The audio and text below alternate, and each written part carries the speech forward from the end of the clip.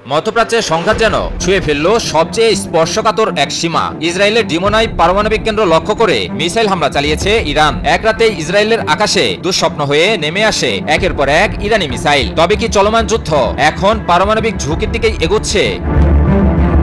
ইরানের রাষ্ট্রীয় টেলিভিশনের দাবি, দেশটির নাতানজ পারমাণবিক কেন্দ্রে হামলার জবাব হিসেবে দক্ষিণ ইসরায়েলের পারমাণবিক কেন্দ্র সমৃদ্ধ শহর ডিমোনায় এই হামলা চালানো হয়েছে। ইসরায়েলি সেনাবাহিনীও স্বীকার করেছে একটি পারমাণবিক গবেষণা কেন্দ্র সংবলিত ভবনে আঘাত হেনেছে ইরানি মিসাইল। ইসরায়েলি গণমাধ্যমের তথ্য অনুযায়ী এই হামলায় অন্তত ৩৯ জন আহত হয়েছেন। ডিমোনা শহরটি ইসরায়েলের পারমাণবিক কর্মসূচির কেন্দ্রবিন্দু হিসেবে পরিচিত। এখানে অবস্থিত Shimon Peres Negev nuclear research centre দীর্ঘদিন ধরেই সর্বোচ্চ গোপনীয়তা ও নিরাপত্তার মধ্যে পরিচালিত হয়ে আসছে।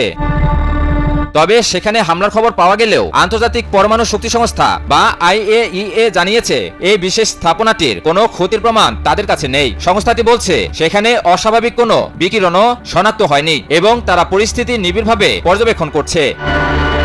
এদিকে এই হামলার পর ইরানের পার্লামেন্টের স্পিকার বাঘের গালিবাফ দাবি করেছেন, ইসরায়েলের আকাশ এখন কার্যত অরক্ষিত। কোনো বাধা ছাড়াই ইসরায়েলি ভূখণ্ডে আঘাত হানছে ইরানি মিসাইল।